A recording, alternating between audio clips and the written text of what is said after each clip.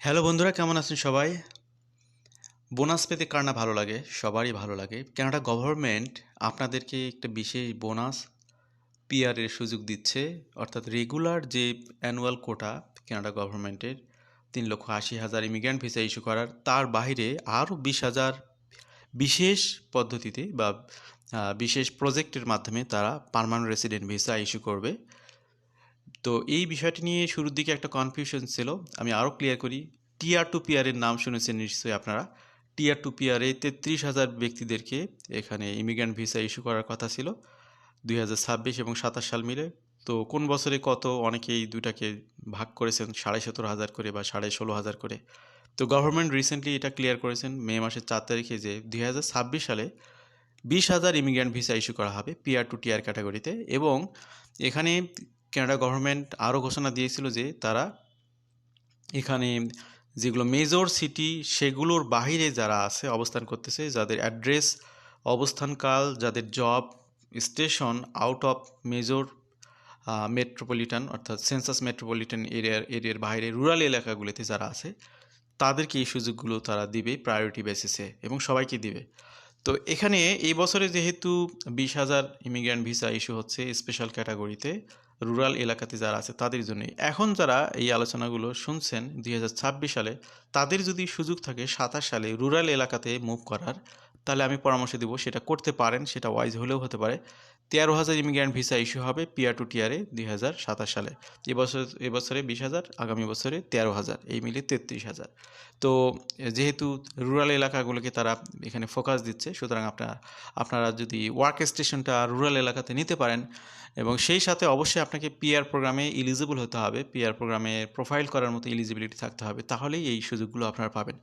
সব কিছু মিলিয়ে তথ্যগুলো আরও খোলাসা করবো আমাদের সাথে যারা আছেন কানাডা এবং কানাডার বাইরে থেকে, সবার জন্যেই আশা করি তথ্যগুলো আপনাদের কাজে আসবে। বেশি বেশি করে শেয়ার করবেন। ইনসাইড কানাডাতে যারা আছেন খুব বেশি করে শেয়ার করবেন তথ্যগুলো। আপনাদের পরিচিত যারা এখনও পিআরএ কনভার্ট হতে পারেনি তাদের কাছে তথ্যগুলো দিবেন, কিভাবে এটা তারা কাজে লাগাতে পারে তার পদ্ধতিগুলো আমরা এখন আলোচনা করব, দেখাবো ইনশাল্লাহ। Breaking, Canada is fast tracking permanent residence applications for PR to TR eligible workers. তো এখানে এলিজিবল ওয়ার্কার্সদেরকেই সুযোগ দেওয়া হবে। একদম নতুন যারা কেবল এখানে ওয়ার্ক মার্কেটে আসতেছেন বা লেবার মার্কেটে আসতেছেন, তারা হয়তো এই বছরই সুযোগ পাবেন না, সামনের বছর পেলেও পেতে পারেন ইনশাল্লাহ। কিন্তু এখানে যেটা বুঝতেছি, অলরেডি যাদের প্রস্তুতি সম্পন্ন হয়ে গেছে এই ধরনের ব্যক্তিদেরকেই প্রায়োরিটি বেসিসে সুযোগ দেওয়া হবে যারা রুরাল এলাকাগুলোতে অবস্থান করতেছেন। তো ফেডারেল গভর্নমেন্ট নতুন করে এখানে এলিজিবিলিটির বিষয়গুলো প্রকাশ করেছে। In Canada workers initiative often referred to as the PR to TR pathway. Immigration Refugees and Citizenship Canada confirmed that the initiative will initially fast-track workers who already applied for permanent residency through one of several specific programs, such as Provincial Nominee Program, have been living in a smaller community in Canada for at least 2 years.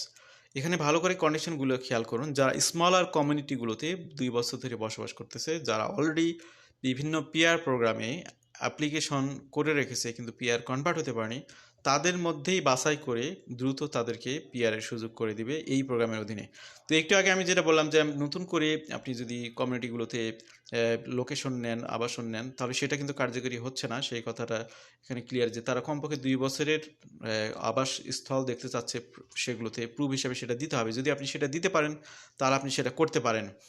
RCC has further stressed that applicants do not need to take any action. The department will process eligible applications from existing inventories. তো এটার জন্য আলাদা করে আপনাদের কোনো উদ্যোগই নিতে হবে না, অটোমেটিক্যালি এগুলো সব পেয়ে যাবেন। যেহেতু বোনাস, যারা এলিজিবল বোনাস প্রজেক্টে এখানে পিআর হওয়ার জন্য যারা এলিজিবল তারা অটোমেটিক্যালি হয়ে যাবেন। তেমনটাই কানাডা গভর্নমেন্ট বলতেছে, the in Canada workers initiative is one time programme that will transition up to 33,000 temporary workers to permanent residency in 2026 and 27, which was first announced in the federal budget last November. এবার আসি আমরা কোন প্রোগ্রামের অ্যাপ্লিকেন্টরা এটার জন্য eligible হবেন। Workers who applied through the following streams are being selected for accelerated PR processing through the government's on one-time initiative. তো provincial nominee programme, PNP, Atlantic immigration programme, AIP, rural community immigration programme, francophone community immigration pilot programme, FCIP, caregiver pilots আর একটা হলো agri food pilot. The government has specified that it is using the pathway to grant PR to applicants across range in demand sectors in rural areas and communities with labor gaps. তো এখানে যে প্রোগ্রামগুলো একটু আগে আপনারা তেলাওয়াত শুনলেন দেখলেন, এই প্রোগ্রামের জন্য যারা অলরেডি এলিজিবল হয়ে প্রোফাইল করে রেখেছেন তাদের মধ্যে থেকেই গভর্নমেন্ট 20,000 ব্যক্তিকে এই 2026 সালে এখানে পিআরের জন্য সুযোগ দিবে। এখানে নীরবে তাদেরকে এই অফারটা ইনভাইটেশনটা পাঠানো হবে। এটার জন্য আলাদা করে কোনো অ্যাপ্লিকেশনের প্রয়োজন হবে না। Applicants from some of these programs can benefit from bridging open work permit as they wait for their applications to be processed. How many have been approved so far? Already কিন্তু এটার কার্যকারিতা শুরু হয়েছে। আপনার জানুয়ারি এবং ফেব্রুয়ারি মিলে এখানে তারা একটা ডাটা দিয়েছে 3,600 ব্যক্তিদেরকে তারা নীরবে অলরেডি এখানে ইনভাইটেশন ইস্যু করেছে পিআরের জন্য। The government says it remains on track to reach its target at least 20,000 approvals in 2026. যেমনটি আমি বললাম যে 2026 সালে তারা 20,000 ভিসা ইস্যু করবে এটার জন্য এবং 27 সালে বাকি 13,000 about the PR to TR pathway. তো এই প্রোগ্রামের বিষয়ে আপনারা জানেন যে কানাডা গভর্নমেন্ট একটা বিশেষ উদ্যোগ নিয়েছে, বিশেষ করে মার্ক কার্নি ক্ষমতায় আসার পরে, যে টেম্পোরারি রেসিডেন্ট অর্থাৎ যারা কানাডার নন পিআর তাদের সংখ্যাটা কমাতে হবে। কিভাবে কমাবে? তারা বিভিন্ন ধরনের রেস্ট্রিকশন দিয়ে অনেককে ডিপোর্ট করতে বাধ্য করেছে, অনেকে পিআরে কনভার্ট করার জন্য সুযোগ দিচ্ছে রেগুলার প্রোগ্রামের মাধ্যমে, আবার স্পেশাল প্রোগ্রামের মাধ্যমে তারা টেম্পোরারি রেসিডেন্ট থেকে পিআরে কনভার্ট করার জন্য সুযোগ দিচ্ছেন। এর ফলে টেম্পোরারি স্ট্যাটাসধারীদের সংখ্যা কমে যাবে, পিআর স্ট্যাটাসধারীদের সংখ্যা বেড়ে যাবে বা একটা ব্যালেন্স হবে। তো এইটারই একটা উদ্যোগ হিসেবে মূলত এই বিশেষ প্রজেক্ট, বিশেষ সুবিধা দিয়েছে কানাডা গভর্নমেন্ট। অনেকগুলো অসুবিধার মধ্যে একটা বিশেষ সুবিধা দিয়েছে, এমনটাই বলা চলে। সম্প্রতি ইন্টারভিউ টরন্টো স্টারে ইমিগ্রেশন মিনিস্টার লিয়া দিনাপ তিনি বলেছেন যে সেন্সাস মেট্রোপলিটন এরিয়া যেগুলো সেগুলোতে বসবাসকারী ব্যক্তিদেরকে তারা এই সুযোগ দিবে না, তারা দিবে রুরাল এলাকাতে যারা বসবাস করে তাদেরকে। এবং রিসেন্ট আরেকটা বিষয় আপনারা খেয়াল করবেন যে এখানে রুরাল ইমিগ্রেশনগুলোকে ব্যাপকভাবে সুযোগ দিচ্ছে কানাডা গভর্নমেন্ট।